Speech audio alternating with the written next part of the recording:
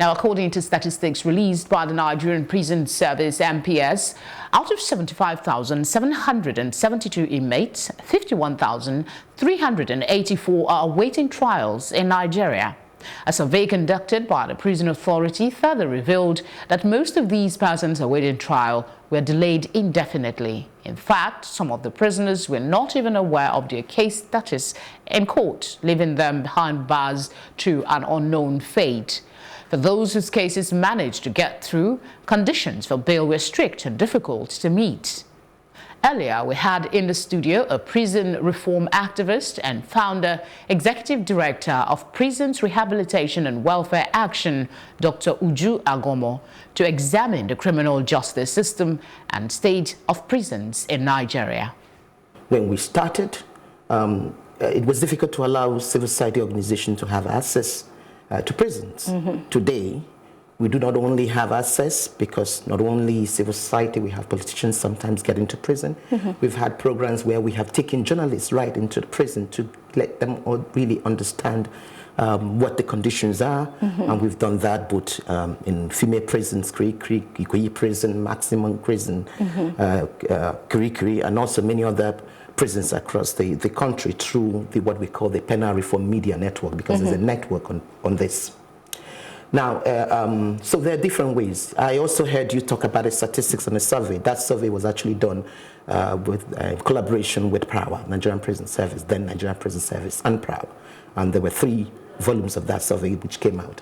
And on the 1st of February 2018, that was actually presented to the public and launched by the Vice President, who was represented by the then Minister of Interior. So there's several things that have been done. One of the things critically which was necessary to be done is to bring this to public discourse. And now I'm sure you know that everybody's talking about it. This is what we're doing right here. Everybody's talking about it. We set up a network, as I have said, about Penal Reform Media Network. And this cut across about 54 journalists from across the country. We made sure that they were producing fact sheets from every month on different issues, and also policy briefs. And you could realize that for the first time in history, prison became an agenda with the Federal Executive Council, and they were discussing prisons. For the first time in history, you had a president visit prison, not as a detainee, but not as a past president, but a current president. The President Buhari had to go to Kano prison, and following that, about 500 inmates were there. We need to say perhaps it's better to help people understand properly what we're talking about by understanding who we find in prisons. And of course, who will find what we can call custodial facilities following now the new wording of the Nigerian Correctional Act of 2019.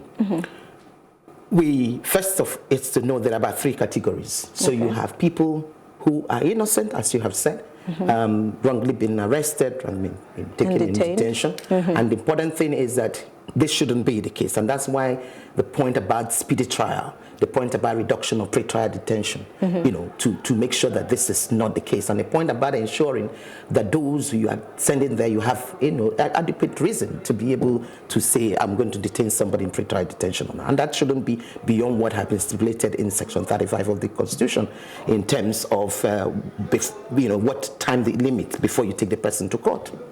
So that's one category, those who are innocent. The second category are those who are guilty of some offenses, but these offenses are petty offenses. They're minor offenses. There is no reason why those people should have a custodial sentence or to be detained at the expense of the taxpayers' money. And this is what the law says.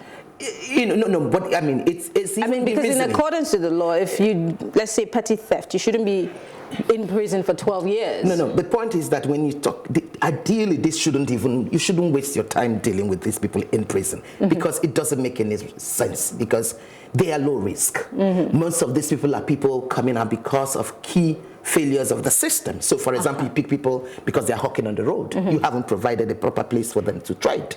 So why will you do that? Or somebody who is literally hungry and maybe taking, this GPS there was talking about maybe taking something like maybe food, watermelon. There was a case of somebody who took watermelon, 3 watermelons, sat down on the farm, ate the 3 watermelons because he was hungry, and yet he spent months in prison. Then when you calculate the amount that the government was spending to feed, and not to talk about other costs of imprisonment, that's also something to look at. So the second category is about those who are minor offenders, petty offenders. Then there is now the third one, because those second category need not to be there at all. The first category have no business being in prison, or have no business even having to be processed within a criminal justice system. The second category have no business being in custodial facilities. If they need to be punished, they need to be given community sentences where they can, where the society doesn't have to lose for minor things. And then better approach should be given to treating them. And the last category? And the last category is then the third category that we should really spend time to ensure that once they are there, there are processes that enables them to be reformed, to be rehabilitated, and assisted towards reintegration. So not just left to rot? No, because they are going to come back someday into the site. And it is important to note that if that's the case, for the security of the people outside, you must be concerned about what happens inside. Therefore, what happens to them and how they can be fully reintegrated, because you don't want them to offend. So the reoffending rate must be controlled. And at the moment, you have about 60% reoffending rate.